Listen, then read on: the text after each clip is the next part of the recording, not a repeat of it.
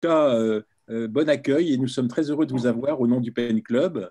Je préside aujourd'hui le Pen Club de France et je dois vous dire que j'ai grand plaisir à assister à cette prestation poétique et je remercie Linda d'avoir organisé cela, une main de maître, tresse, et merci infiniment. Voilà.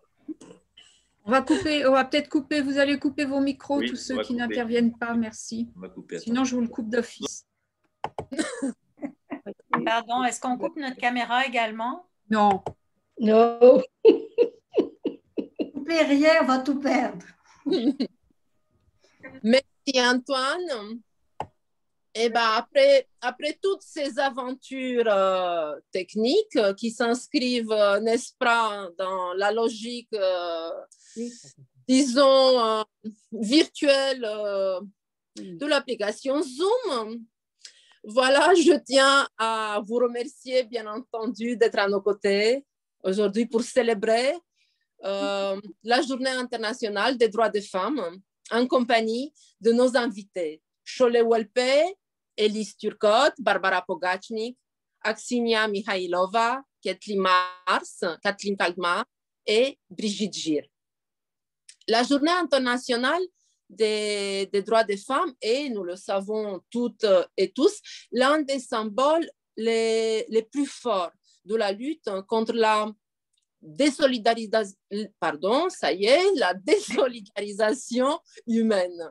Et c'est précisément pour cette raison que la lecture de ce soir s'intitule Poésie nodale, puisque la poésie est, n'est-ce pas, un espace privilégié de rencontres et de réflexion partagée, un espace où les mots se nouent et se dénouent, tantôt, disons, de manière enchanteresse, tantôt de manière véhémente, mais je pense toujours avec passion et avec solidarité.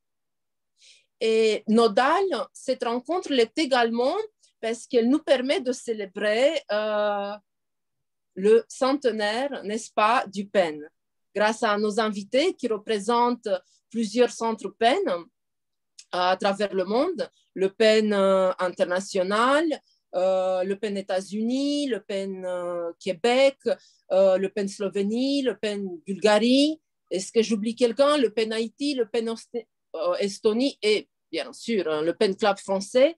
Nous fêterons 100 ans en poésie, nous fêterons ces 100 ans de sororité et de fraternité, bien sûr, à la fois littéraire et humaine. Et maintenant, place à la poésie, tout simplement. Je vais inviter Sholé Wolpe à partager avec nous ses poèmes. Sa biobibliographie et la traduction en français de ses vers s'afficheront, nous l'espérons en tout cas, dans un instant sur votre écran, grâce aux soins de la poète Colette Klein, qui est responsable de la communication du PEN Club français et qui nous apportera tout au long de la soirée un précieux soutien technique. Un grand merci à toi, Colette. Sholé Wolpe.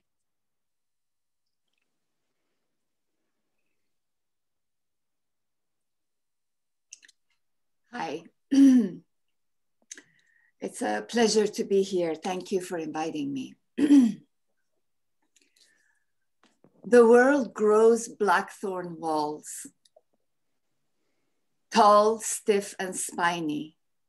Try to make it to the other side and risk savage thorns. We who left home in our teens, children who crossed boundaries and were torn by its thousand serrated tongues, we who bear scars that bloom and bloom beneath healed skins, who have we become? I ask myself, is home my ghost? Does it wear my underwear folded neatly in the antique chest of drawers I bought 20 years ago? Nest inside my blouse that hangs from one metal hanger I've been meaning to discard? Is it lost between these lines of books shelved alphabetical in a language I was not born to? Or here on the lip of this chipped cup left behind by my lover long gone? I carry seeds in my mouth, plant turmeric, cardamom, and tiny aromatic cucumbers in this garden, water them with rain I wring from my grandmother's songs. They will grow, I know, against these blackthorn walls.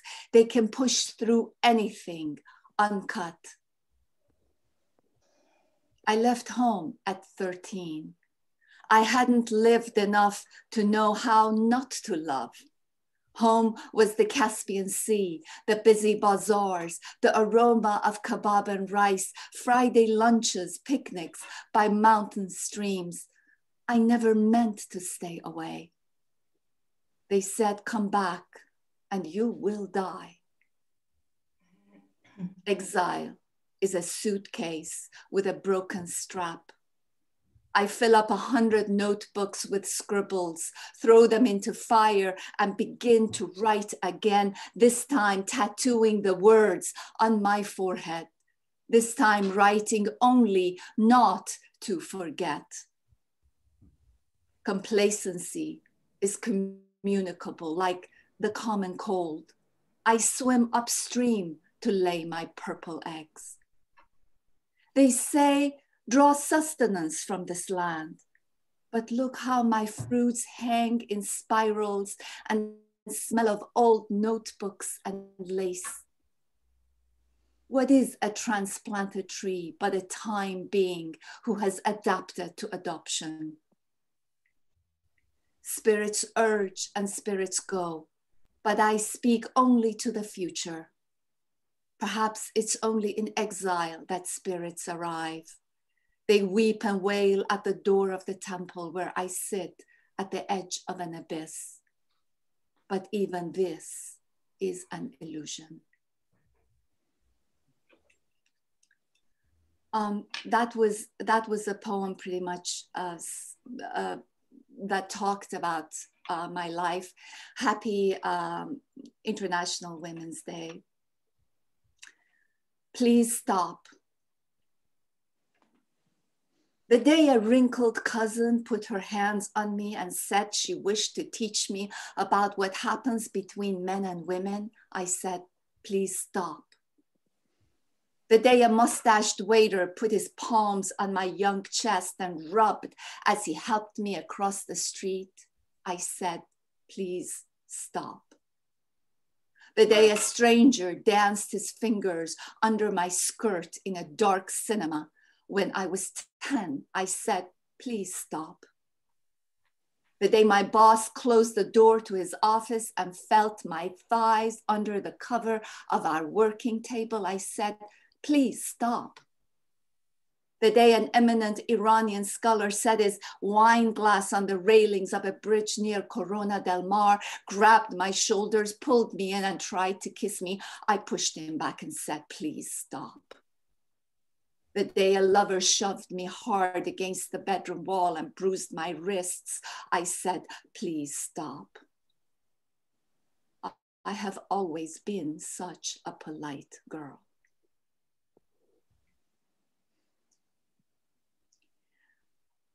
And the last poem, let's change gears from this last poem, and it's about all of us, really. The Deep Dive. Stevie's raisin-colored braids, a shade lighter than his skin, bob up down as the waves punch the boat. He signals, go down. I don't. I stay close to the boat, hold tight the taut rope, can't breathe. Not the air in the tank, not the air in the air. My lungs inflate, deflate, but that's beside the point. I can't fucking breathe. And I yell this to the waves, to the boat, to Stevie, who magically surfaces beside me, an aurous brown god in goggles, regulator hose dangling by his mouth. He holds my head between his palms, says, but you are breathing, you are. I look at him, and even in this panic, this feeling of imminent death, I note how beautiful he is, how I could perhaps outlive this storm in this man's brawny arms, let myself go and the hell with the world, with who I am or am supposed to be, with my lover, with my anxious lover waiting at the shore. Relax, baby, says Stevie, I'll stay with you. He pulls me into his arms and I breathe deep from the tank strapped to my back. Stealthily, he releases air from my jacket, adds a cube of weight to my belt, and down we go, down into the broth of another world. The sea bottom is a sandy desert flush against massive rocks. And there are cacti, tiny Joshua trees, and brown grass dancing to the water current's silent tango. Time means nothing here. Palestine, Israel, Tehran mean nothing here. My daughter contemplating suicide at 12 means nothing here. Sons in military fatigue breathing Iraqi air means nothing here. Even women giving life and grenades taking them away mean nothing here. Here, the fish are birds, electric blue fins, wings, and beneath this airless sky, Stevie and I.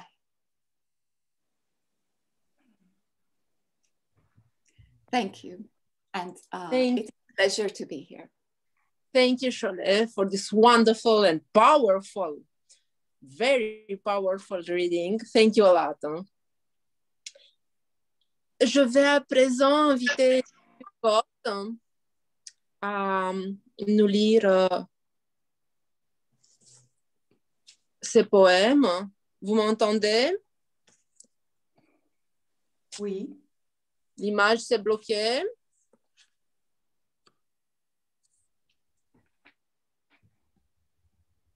Tout va bien? Est-ce que tout le monde m'entend? Bien. Si tout le monde m'entend? Moi, je t'entends. Parfait. Je vais donc inviter Scott à nous lire quelques poèmes. Oui, je commence. Alors, c'est dans mon recueil Ce qu'elle voit. C'est un voyage à travers des villes orphelines. Avec cette neige, je t'ai fait des adieux. En janvier, tu avais fixé des devoirs sur ton calendrier, de petites alvéoles qui t'aideraient à respirer. Loin du rêve, je marchais avec une canne ornée d'animaux mythiques, mais c'était un masque. Car chaque fois que je trébuche dans les crevasses des trottoirs, je te dis adieu. À tout regarder, je me prédis une mort. Les hommes mettent un temps fou à la rue. J'entre dans l'église, je questionne les habitants des maisons à moitié détruites. Je n'attends pas de réponse. Je me fonds dans leurs paroles. Les oiseaux picorent des miettes de pain sur le sol. La terre tremble à nouveau. Au musée, j'ai volé une partie des lettres immortelles. C'était avant de partir. La mer a reculé et les animaux marins sont morts sur le sable. Il y avait la vigne, il y avait le feu. La vie était promise, la vie reposait dans la cendre des meurtres. J'ai dû me rendre et mourir. Je dois maintenant feuilleter les pages et quitter l'abri. Une fine couche de neige recouvre le vide. Jour plus noir que toutes les nuits. Nuit insistante sous mon crâne. C'est le chant des siècles des montagnes des sirènes debout. J'ai voulu te décrire la nuit. J'aurais écouté ton cœur dans la province de la nuit. J'aurais ensuite ramassé des colliers et refait le trajet du gouffre. Mais tout devient marécage.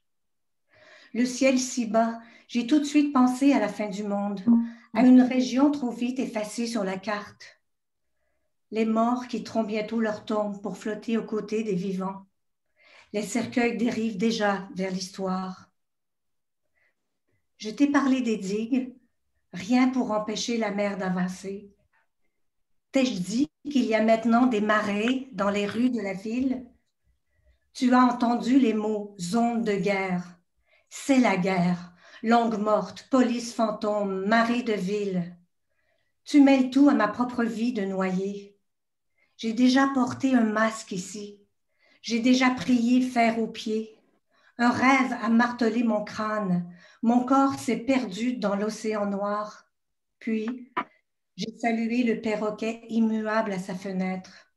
Tu le sais, la beauté des villes illuminées, des ports usés, tout ceci, défoncé, effondré, sous-marin. Une seconde fois, le feu a délesté ses armes sur la côte et tout a été perdu. Au cimetière, les enfants sont cordés comme des écoliers torturés. Je m'accroupis sous le songe rapide des habitants de nulle part. Personne ne veut plus parler, malgré les arbres qui poussent sur cette terre aride, malgré le malheur qui annonce les perles du feu. 3 chevreuils traversent la route, un pas de côté dans le noir profond. Je te couvre de papier argentique, toi et les animaux de grand bois. Le village orphelin pleure dans la manche de ton manteau d'automne. Toute pensée est ainsi ravagée. La guerre a misé sur un grain de ta peau. Je te rapporte une légende. On a construit un abri pour les fillettes qui meurent. Oublie les doigts, oublie ce qui touche ton cœur. On a récolté le sang des filles, on a rebâti la petite cour où dorment les surveillants, on a tranché un visage en deux. Ainsi, les oiseaux s'en vont ailleurs. Ainsi, on disparaît à travers les arcanes de la maladie. On écrit dans la poussière. Tu croirais au contraire d'un miracle. Tu enjamberais le pont de jamais. N'y a-t-il donc pas de mots? Tous les chemins sont hantés par le passé. Des fils électriques me rattachent à toi, comme lorsque le monde faiblit. Depuis que j'ai quitté la ville où une jeune fille se meurt sous mes yeux, je t'accuse, toi et les autres, je réussis à livre sur les lèvres. Ce n'est pas que quelque chose ait changé, c'est sans mystère partout. Des liens se tissent dans les rhizomes de la guerre petite, la guerre sale comme des pieds terreux qui ne marchent plus, sale comme une tête de président entre les cuisses de personnes. C'est la maladie qui me tue, le mensonge et les armes. Ne pense pas au secours, ne pense pas aux soldats avec leurs syllabes enfoncées dans le sexe. Pense à la petite calcinée sous ses draps. Pense à la robe, étends-la sur le gazon mouillé. Force les voisins à parler et puis rétablis la preuve du meurtre. Ce que je vois te nourrira. Merci. Merci, merci beaucoup, Élise Turcotte, pour cette lecture. Vous avez dit dans le premier poème que vous n'attendiez pas de réponse, mais peut-être que la réponse est exactement là, n'est-ce pas, dans cette manière de dramatiser, peut-être de voir les choses, mais justement parce que de dramatiser d'autant plus poignante, d'autant plus bouleversante, je dirais. Merci beaucoup. Merci. J'invite à présent Barbara à nous lire quelques poèmes. Elle nous lira des textes en français ce soir. Voilà, merci Linda. Je vais, pour cette occasion, commencer par un poème que j'ai dédié à ma grand-mère. C'est un poème qui parle de son départ. Ensuite, je vais continuer par un poème, le seul poème dédié à ma mère. Comme on célèbre la journée des femmes, je pense que il y a lieu à parler aussi des femmes qui nous ont précédées.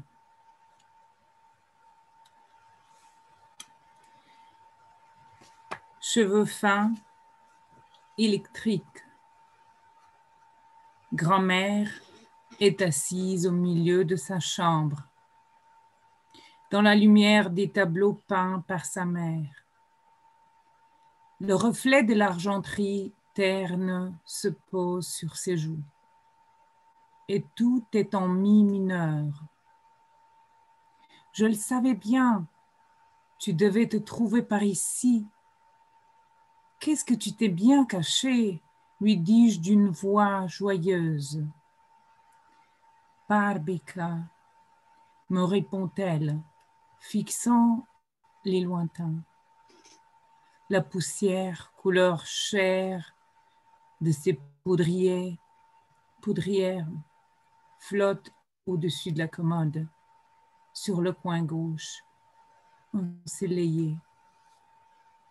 Dans la cuisine, le riz, la farine, le sucre se sont répandus. La paume ovale de sa main pend, telle une tête de cormoran sur la mer.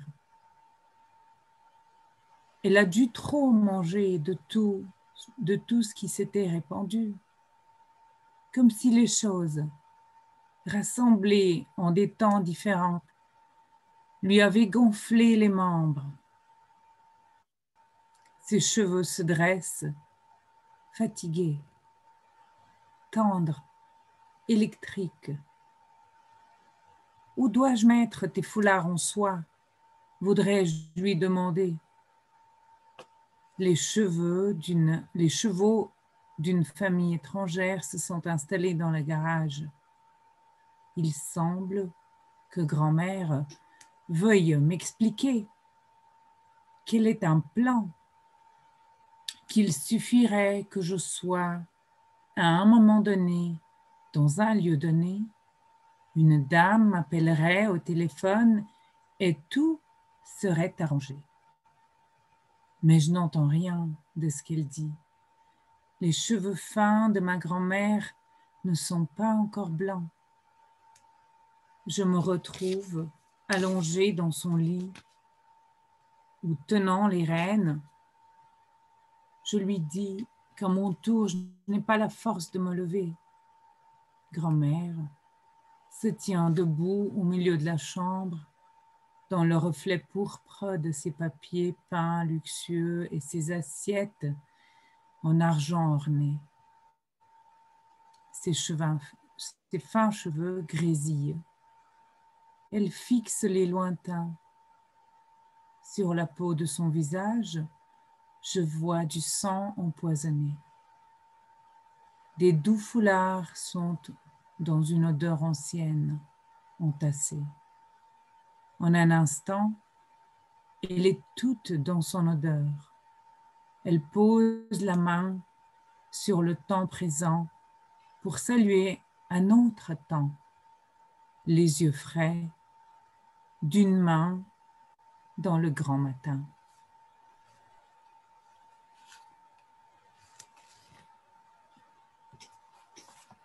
Et maintenant, le poème à la mer. Mère, descendant. La mer est une marche vers la fille. Elle est une autre marche jusqu'à la fille. La mer est la pâte levée, devenue pain, dont la fille cherche à l'infini les miettes. La mer est une tour dont le pic se devine dissolu dans le bleu. À la pierre taillée de la mer, on reconnaît les pavés sous les pas de la fille. La mer est une eau profonde, immergeant dans une autre eau profonde, celle de son propre œil. Elle y cherche la mère et la fille. La mer est infinie dans son silence et finie par sa main douce et rugueuse. La mer s'effrite tout simplement chaque jour à nouveau dans ses efforts et Dieu la plonge dans la miséricorde de chaque jour, à chaque fois plus claire de celle du jour d'avant. Il n'y a qu'à elle, parmi toutes les lumières, à qui il accorde l'éternité des lampes brisées.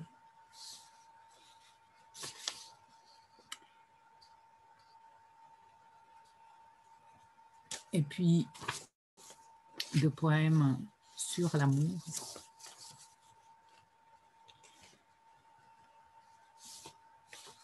Nous avons fait un pacte de... pardon, le titre. Tranche de citron dans les mains, fraise dans la vitrine. Nous avons fait un pacte d'amour, arraché à la foule à la place du marché, au rythme cardiaque monotone. Les négociations ont été compliquées, du passé solidifié comme un jeu de dés. Nous visions chacun les yeux de l'autre avec nos parapluies, que nous pouvions ouvrir à tout moment face aux mots de l'autre. Affaissés dans les fauteuils couleur cacao, nous pressentions la distance qui nous séparait des fraises. Elles avaient reculé au fond de la vitrine. Les saisons chaudes avec les saisons froides passaient à nos côtés. Les yeux clairs de la rivière jetaient l'éclat des saisons sur nous. Mais malgré l'hésitation, il semblait que l'instant ne passait pas son chemin au fil de l'eau.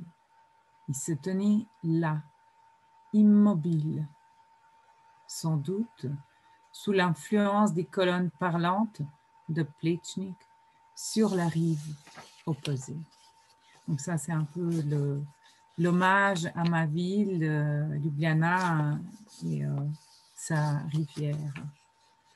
Et l'architecte Plečnik qui y a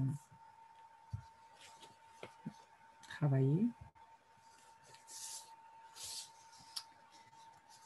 Et pour finir, le désir s'arrache à mon poème, écrit sous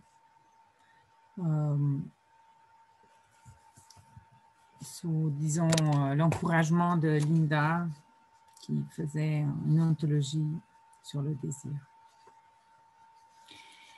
J'ouvrais le port de Plaisance comme on ouvre un gigantesque coquillage rempli d'obscurité. J'entrais dans ton vide. J'entrais en toi comme dans un coquillage qui se ferme. Je glissais sur l'embouchure moussue de ton sommeil, de ta fureur. J'entendais des paroles sans en deviner la signification. Puis bientôt, j'étais sourde. Même les cailloux sur mon chemin n'étaient plus marqués d'hiéroglyphes. Telle était la leçon du silence. Les mots dissimulaient la boule d'hiver dans la boule auréolée d'été. Quel échange! Et toi, tu me regardais comme un coquillage plein d'obscurité. Tu y entrais et tu glissais sur la mousse de mots, et souvent tu en fuyais, perdant la tête. Voilà, merci. Merci Barbara. La place. C'est que le désir s'arrache toujours à tes poèmes, même quand tu parles d'obscurité, quand on sent cette tristesse vibrer quelque part. Dans certains de tes textes, il y a toujours ce désir qui finit par l'emporter. Et heureusement d'ailleurs, n'est-ce pas, en plus, aujourd'hui, journée spéciale, et ça tombe bien, pour ainsi dire, n'est-ce pas? Merci Barbara. Je vais passer la parole à présent à Axinia. Axinia, Tu es là?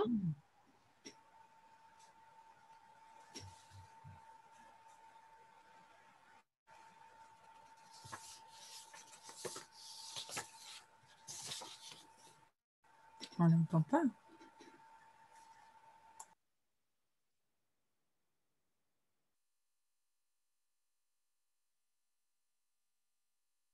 Axinia, ce silence est de plus inquiétant.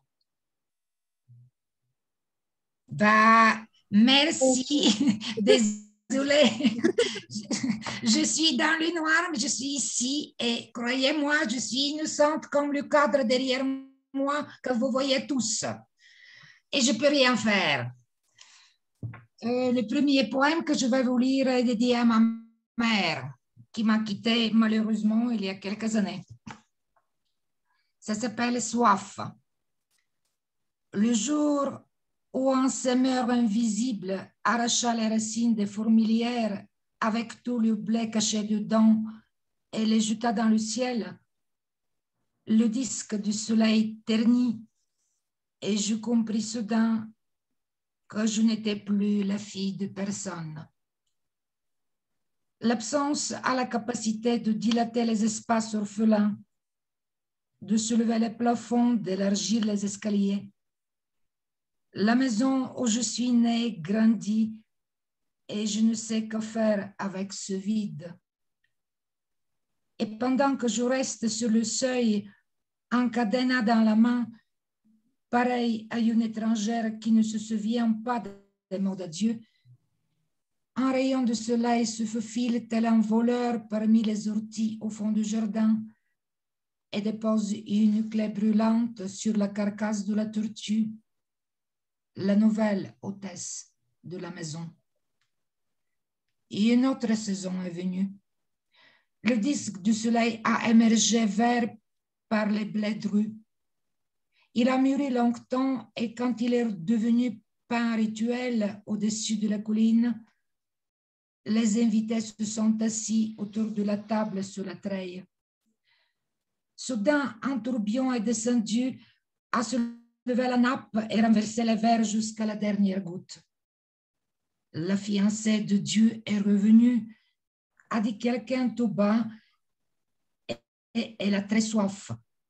Ou bien elle cherche son trousseau, a ajouté un autre, qui fait vite signe de la croix en montrant la table nue. Et puis le calme.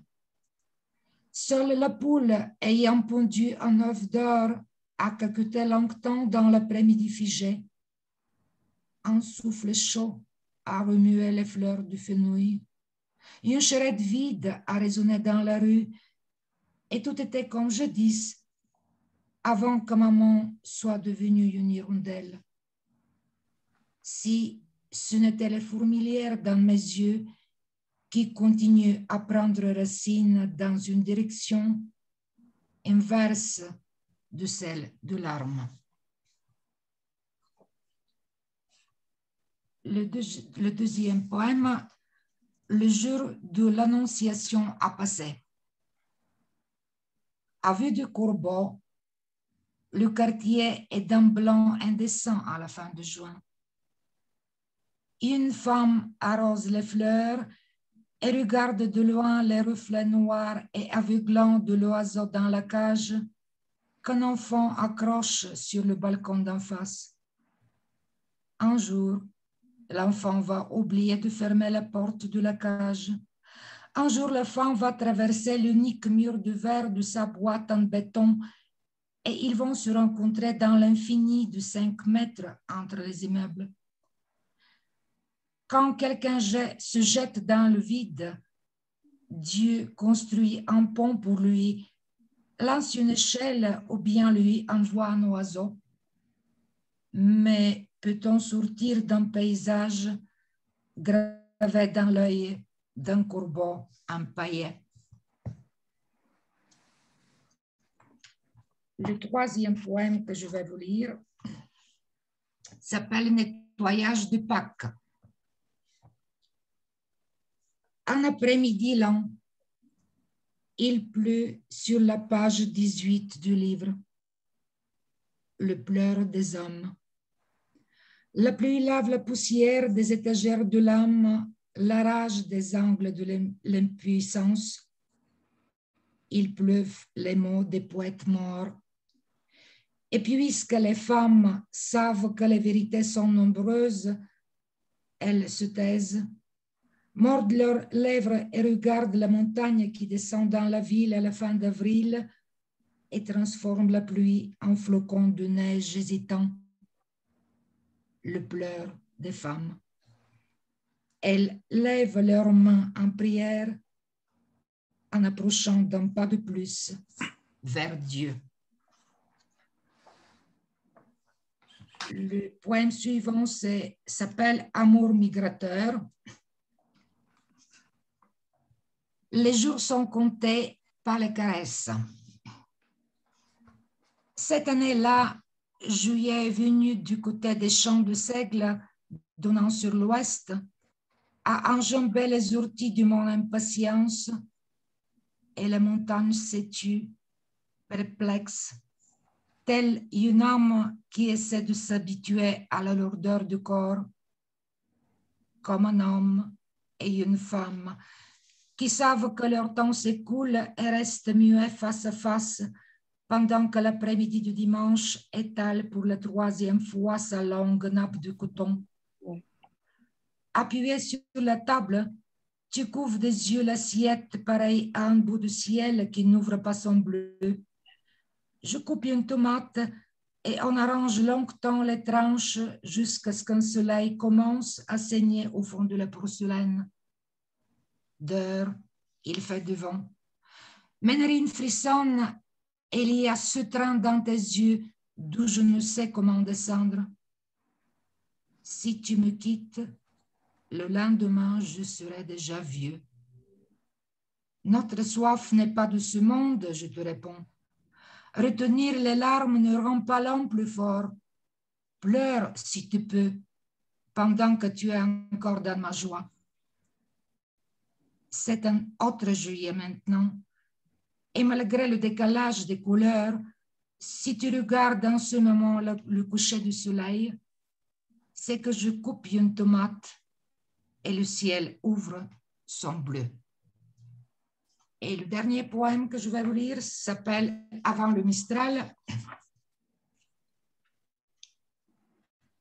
Ces yeux qui ont parfois la couleur des jardins abandonnés après l'amour ne m'appartiennent plus. Ni mes seins, des ailes de papillon humides collées sur la vitre de la fenêtre. Seul le regard qui vague au-dessus de la mer de tuiles est à moi. Il saute de cheminée en cheminée sans pouvoir réconcilier le choix avec les conséquences. Et toi, qui savais depuis toujours que les plus vraies ports, ce sont les partances, à quoi bon pleurer puisque la mort était déjà au commencement? Le lit derrière mon dos est déjà dans une autre saison. Le cœur continue à battre comme avant. Le quartier tangue au fond de la mer et toi, tu suis du regard le tranchant de la lune qui descend de plus en plus entre mes seins. Mais tu restes muet, car ce qui est dit, et ce qui n'est pas dit est dit aussi. Un papillon se détache de la chemise froissée du ciel et sur le ventre de l'univers émerge une éraflure saignante. Merci. Merci Axinia pour ce poème qui nous rappelle comme toujours dans ce que tu fais que notre soif n'est jamais de ce monde. Merci beaucoup.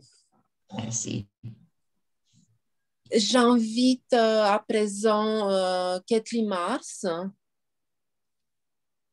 à nous donner à entendre quelques poèmes.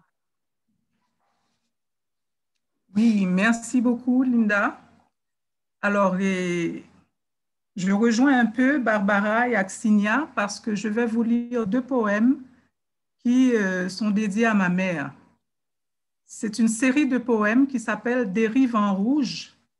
Et jusqu'à aujourd'hui, j'en ai écrit une douzaine, Des rives en rouge, 1, 2, 3, 4, 5, 6, parce que ma mère et moi, nous avions un amour quasi vénérationnel de l'arbre à fleurs qu'on appelle flamboyant. C'est un arbre qui donne une floraison d'un rouge extraordinaire et qui commence vers le mois de mai et qui arrive avec les fortes chaleurs en Haïti. Et je me rappelle nos promenades en voiture ou à pied où vraiment nous étions émerveillés, en extase devant ces arbres en pleine floraison. Donc, j'ai décidé que chaque année, j'écrirais un poème dédié à ma mère et à la floraison de ces flamboyants. Donc, je vais vous en lire 2, le numéro 2 et le numéro 5. Des rives en rouge, 2. Alors, ma mère s'appelait Marie. Marie, nous buvions l'été cannibale dans les premières gouttes de flamboyant. Petite fille à l'innocence perdue, possédée d'une saison vorace. Un soleil après l'autre, un pétale après l'autre, les flamboyants dressaient leur festin de sang sur des tapis de poussière et de solitude. Marie, comme il nous brûlait ce sang têtu, éclaboussant nos montagnes, depuis mai aux vapeurs écarlates, jusqu'au jeudi fête Dieu, vibrant comme une ruche. Il nous prenait à la gorge ce sang quand venait juillet et sa coulée de magma. Marie, Marie, comme il palpitait le sang désespéré dans tous les calices de toutes les messes où l'on égorgeait Jésus sur l'autel d'un été de tuf. Marie, dont je suis du sang impur et imparfait. Marie, je suis, qui renouvelle par mon sang la fatale blessure originelle. Marie, Mère de Dieu, ils boivent le sang de ton Fils dans le sacrifice du flamboyant. Des rives en rouge, numéro 5. J'ai levé la tête, cherché la lisière du ciel bleu au péril de ma vie. Dans les pétales neufs du flamboyant, j'ai senti la première goutte de sang de l'été. Elle m'a prise à la gorge, cette goutte de sang, comme le souffle brûlant d'un amant vorace. J'ai vu revenir la vie rouge, la vie têtue, la vie lune, la vie marée, la vie fidèle à elle-même, la vie qui ne demande qu'à vivre dans la ville en déshérence. J'ai vu Marie, ma mère, petite fille aux cheveux blancs, à l'innocence perdue. Sous ses paupières closes brûlent déjà des feux de joie. Des enfants, en riant, tressent un tapis de soleil à ses pieds. J'ai vu des fronts coiffés de fleurs qui enivrent l'enfance, une route vibrante ouvrant doigt sur la mer bleue. J'ai vu l'asphalte incandescent de pétales rouges. Le sang du flamboyant se fraie un chemin dans mes veines, toujours neuf, toujours avide. Je lui offre mon corps et ma soif à pleine bouche. Le sang obstiné pétrit ma chair impudique, douleur et douceur pauvre qui me sauvent de moi-même. J'ai bu la goutte de sang qui nourrit les frissons de l'été cannibale, la première goutte de sang du flamboyant. Merci. Merci beaucoup pour cette lecture. Quel magnifique symbole que le flamboyant. Et cette incandescence extraordinaire. Merci beaucoup. Hein? Merci. J'invite à présent Kathleen à lire. Elle nous donnera à entendre ce texte en anglais. Et les traductions s'afficheront donc à l'écran un tout petit peu plus tard. Thank you, Linda, for inviting me. And thank you for reading all your wonderful poems. It's always a treat to hear other poets read, as we can't go to festivals anymore and can't meet each other in person. Are we ready with the translation? Yeah, hopefully. My Bosnian lover is of the Blue Wolf Brotherhood. At birth, he bore a blue mark on his back, a gemstone ingrown on his spine. His mother ate moonstone mash to make her child human, and it did. My Bosnian lover longs for his skin and is always up at night. When he walks, his footfalls fit into those of his forerunners. My Bosnian lover has outlived his siblings. His brother burned in his home. His sister fled from looters and outlaws to be snared in the forest by soldiers. He served as their war wife, one for all. In a year, she was ousted from the gloom. Too ugly and too combustible, my Bosnian lover now raises his sister's son. My Bosnian lover has a bullet hole in his forearm. It's a good place he loves, to keep a smoke when out for a walk. My Bosnian lover has a history of love.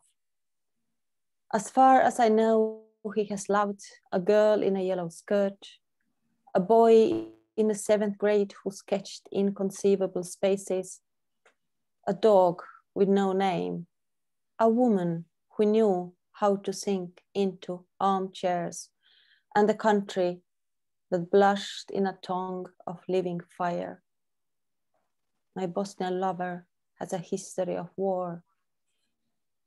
Every day at dark, he returns to the past to search for his people.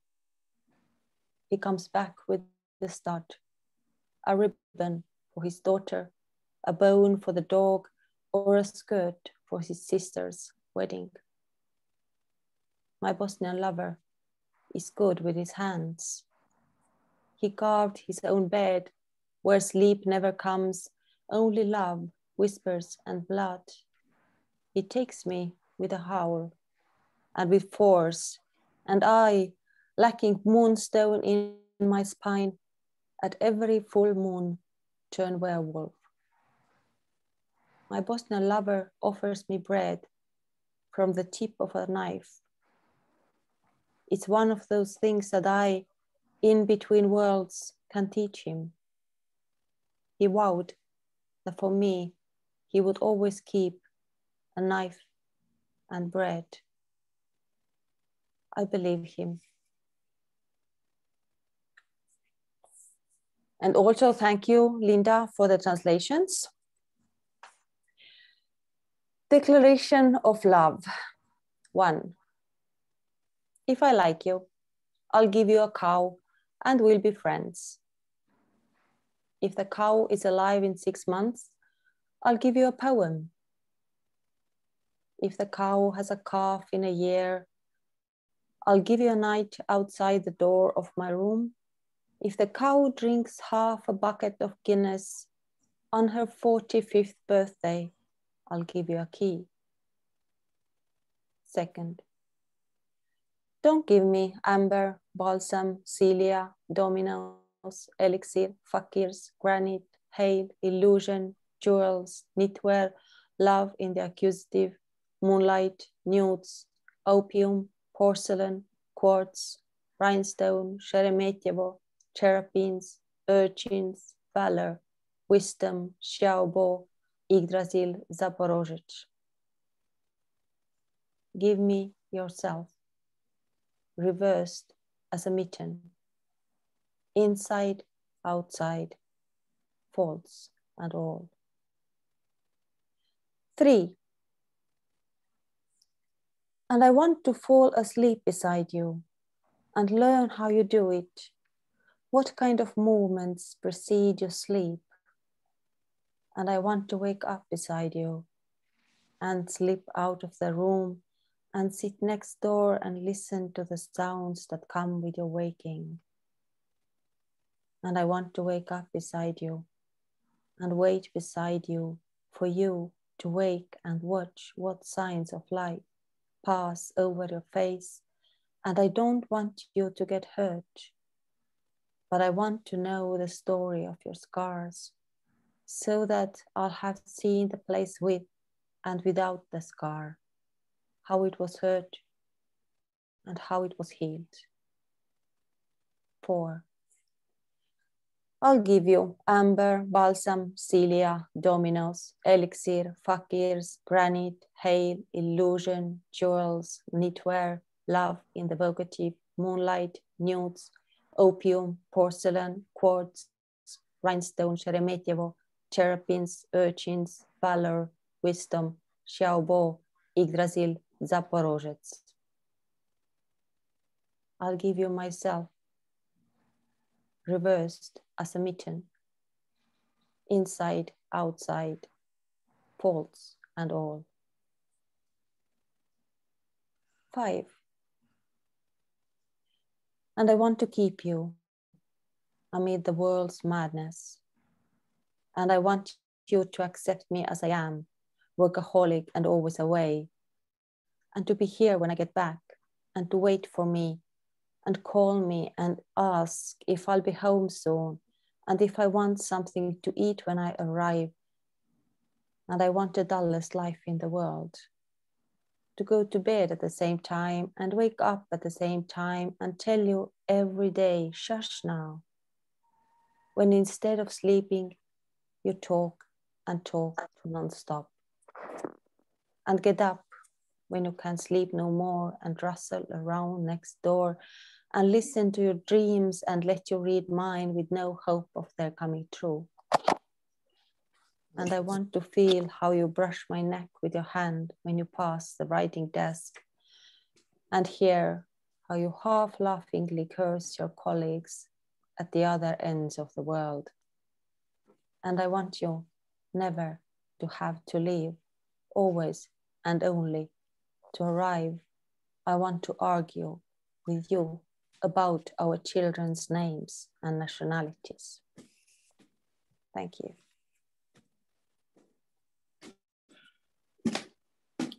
Merci, Kathleen. Thank you, Kathleen. As you know, I was very happy to translate your poems into French, as well as Cholet's poems, of course.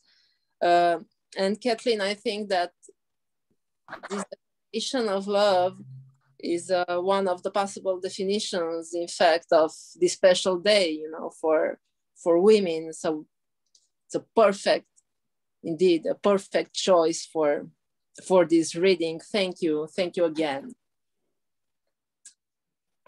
Et pour finir, après ce long voyage à travers le monde, voyage qui de toute évidence a annulé, n'est-ce pas, les distances, comme le fait d'ailleurs toujours la poésie, je vais inviter Brigitte Beer à nous lire quelques poèmes. Oui, vous m'entendez? Très bien, Brigitte. Nous t'entendons très bien. Problème, ça ne marchait pas.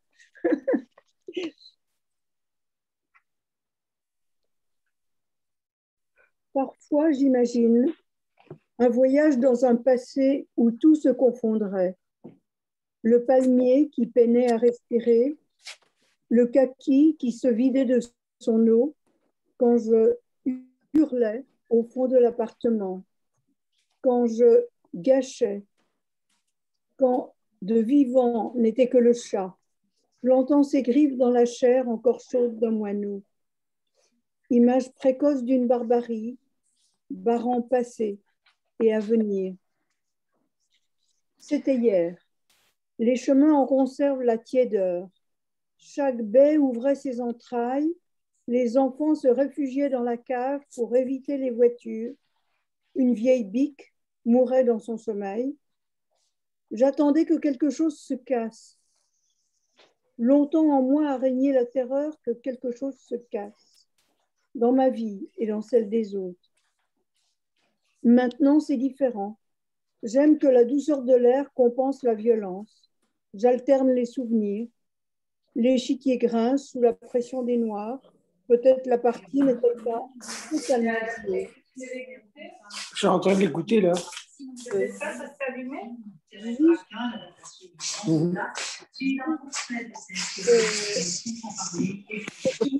J'arrête. Juste une L'extinction de l'ultime, scellée par la paresse des survivants, un disque rayé dans la peur de bouger, faire bouger la conscience. La route qui mène à toi, qui mène à ton ombre, est longue. Pain squelettique, voiture avec chauffard. L'été, la fournaise y impose sa tyrannie. L'hiver la recouvre de givre. Ma ville en est l'issue bancale. Ses ponts, ses rives, ses places fleuries, ses escaliers, l'eau de son lac, désormais immobile, elle a tout aujourd'hui, toi absent, d'une morte, flottant à la surface d'une eau primitive. Cette nuit, j'ai rêvé que j'y pénétrais avec des pas mouillés, que toi parti, le lac avait avalé les lieux où tu résidais. Au réveil, je me suis prise à espérer d'autres lacs, d'autres villes, la pierre innocente. Je m'y gaverais de musées, de manuscrits, de lectures, de paroles. Je lécherais des pots de yaourt à la fraise. Ça ne fait pas longtemps que je suis repassée dans ta rue, que sans regarder, j'ai vu ces fenêtres, déjà fermées pour toi. Il faisait chaud, j'ai pensé que tu n'aimais pas le soleil. Un nom différent avait pris ta place. Sur la boîte aux lettres, j'ai tourné les talons. Sur la photo près de ton lit, ma grand-mère que j'aimais portait une ombrelle. J'étais assise dans le champ, à ses côtés. Un jour, elle, la photo, a été remisée dans un tiroir fermé, à double tour. Un horizon brutal m'agrippe, peuplé d'inconnus, serviettes chaudes et mains froides. Aujourd'hui me lie à hier, déshumanisé. Rail d'un temps aboli, quai immobile, quelque chose de définitif.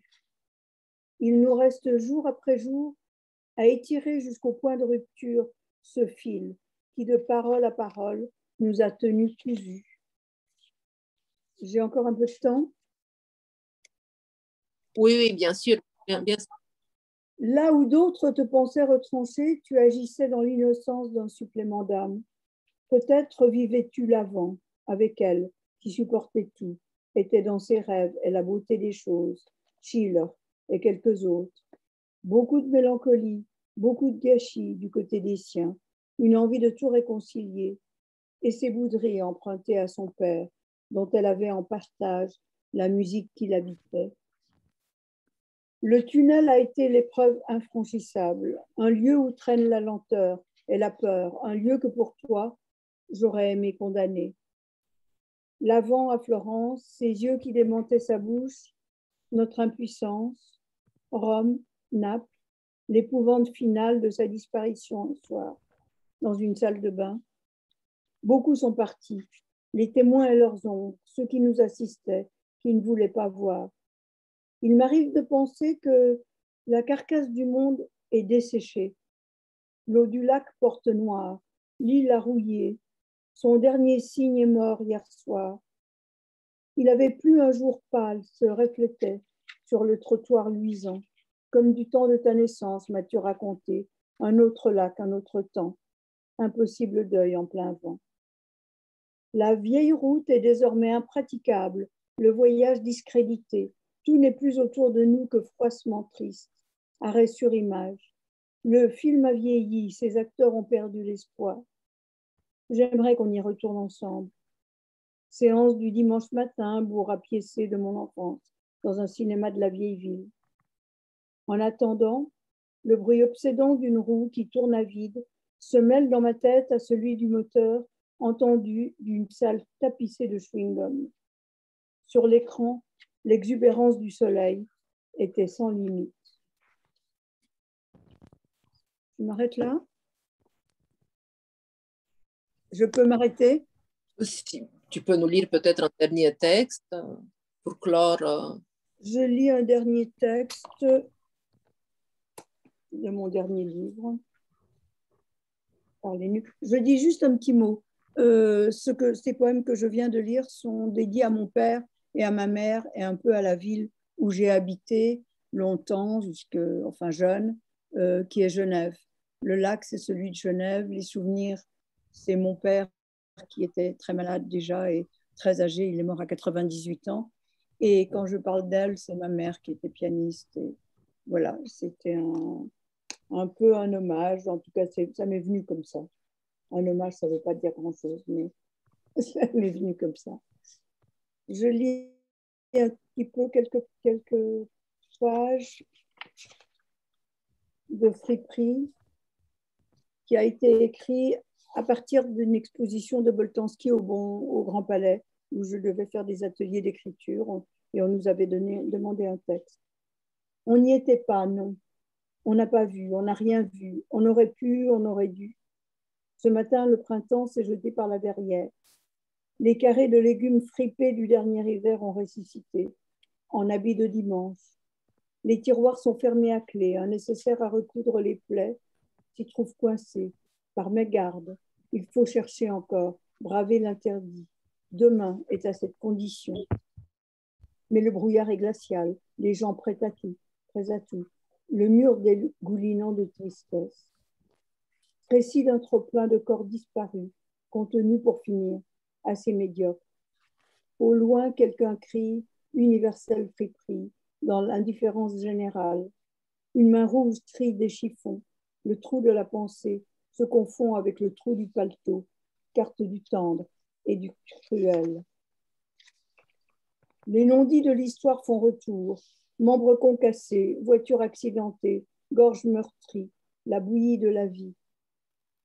Face à la stratégie de conquête de ce ventre énorme et dévorant nommé terre, de ces cœurs battant le rappel dans des boîtes en fer blanc, l'interminable défilé des voyeurs.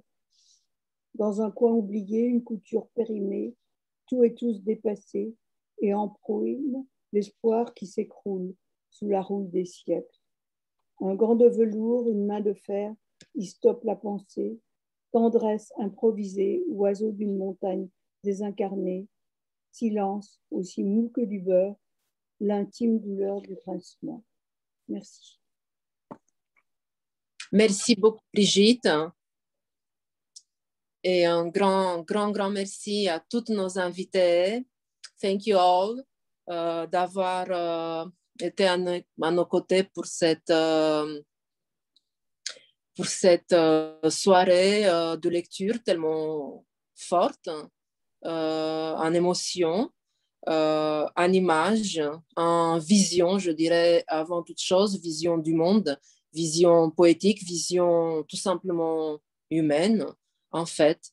Donc un grand merci à vous aussi d'avoir été à nos côtés, comme toujours, pour partager ces instants de poésie. Et il ne me reste donc à vous souhaiter une excellente soirée et à espérer que nous nous retrouverons prochainement, pas seulement, n'est-ce pas, comme ça, à distance, mais aussi dans les locaux, par exemple, du Pen Club français pour fêter à nouveau ce centenaire. Merci aussi à toi, Linda, pour cette organisation et cette très belle soirée avec ces textes absolument remarquables. Et je dois dire que moi, j'ai été séduit. Et au nom du Pen Club de France, je voudrais vraiment toutes vous remercier pour ces textes magnifiques dont nous garderons la trace. On a tout enregistré. Et pour nous, c'est très important qu'on puisse avoir ces poèmes. Et je remercie Linda d'avoir vraiment organisé ça vraiment remarquablement. Merci. Merci, Linda. Merci Linda. Merci. Bonne journée de la femme. Voilà, merci à toutes vos amis poètes du monde entier. On a été ravis de vous revoir et de vous écouter. Merci encore. À bientôt. Merci, Sylvestre. Et oui, bonne journée. Ah oui, bien sûr. Hein. Et bonne soirée. Au revoir. Au revoir. Au revoir. Au revoir. Merci à toi, Linda. Au revoir. Les textes étaient magnifiques. Merci, Colette. Merci pour tout, Colette. Bonsoir et merci. Merci, Marseille. Bonne soirée. Bonne soirée. Au revoir, Diane. Merci, Diane. Au revoir, Sylvestre. Au revoir. Au revoir, Élise. Au revoir, Yannick. Merci à toutes. Au revoir. Merci, Linda. Au revoir.